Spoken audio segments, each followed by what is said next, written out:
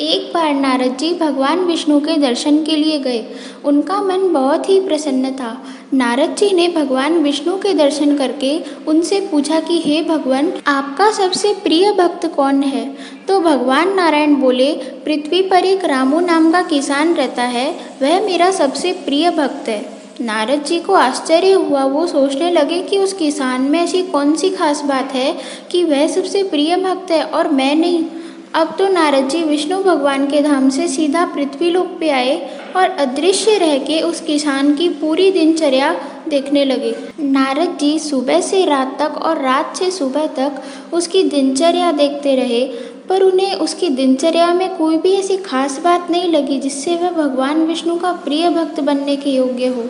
नारद जी सब देखने के बाद वापिस विष्णु लोक को गए और भगवान से बोले कि हे प्रभु, मैंने उस किसान की पूरी दिनचर्या देखी है कि वह क्या क्या करता है, पर मुझे तो उसमें कोई भी खास बात नहीं लगी। भगवान ने पूछा कि बताओ आपने क्या क्या देखा। नारद जी कहने लगे, वह किसान पूरे दिन अपने काम में ही लगा हुआ था, खेत में परिश्रम कर रहा था। सिर्फ 3 बार ही उसने आपका स्मरण किया।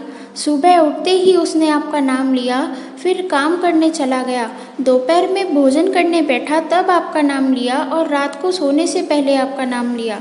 जबकि मैं तो पूरे दिन आपका नाम स्मरण करता रहता हूँ, तो फिर उसमें ऐसी कौन सी खास बात है? भगवान मुस्कुराए और बोले, इसका उत्तर मैं आपको बाद में दूंगा, पहले आप मेरा एक काम करो। भगवान ने नारद जी को एक तेल से भरा हुआ दीपक जला के दिया और कहा कि आप इस दीपक को हाथ में लेके पूरी पृथ्वी की परिक्रमा करो, पर ध्यान रहे कि इस दिए में से एक भी बूंद तेल बाहर नहीं आना चाहिए, तभी परिक्रमा सफल हो पाएगी। नारद जी को समझ तो नहीं आया, पर वह दिया अपने हाथ पे रख के पृथ्वी की परिक्रमा करने निकल पड़े। उन्होंने बड़ी सावधानी के साथ परिक्रमा की और दिए में से तेल नहीं छलकने दिया। परिक्रमा पूरी करके नारद जी विष्णु लोक आए और बोले कि आपने जैसा कहा था मैंने बिल्कुल वैसा ही किया, इस दिए में से एक भी बूंद तेल की बाहर नहीं आई है। भगवान नारायण बोले, वाह नारद जी, आपने तो सच में बड़ी कुशलता से परिक्रमा पूर्ण की है, पर ये बताओ कि इस पूरी परिक्रमा में आपने मेरा नाम स्मरण कितनी बार किया? नारद जी बोले कि मेरा ध्यान तो दिए पर था, अगर मैं कहीं और ध्यान लगाता तो तेल छलक जाता। भगवान बोले, यही आपका उत्तर है। वह किसान पूरे दिन काम करता है, उसके सिर पर परिवार की जिम्मेदारी है, काम की जिम्मेदारी और ना जाने कितनी जिम्मेदारियों के बोझ तले दबा है, फिर भी वह मेरा नाम सुमिरन करना नहीं भूलता।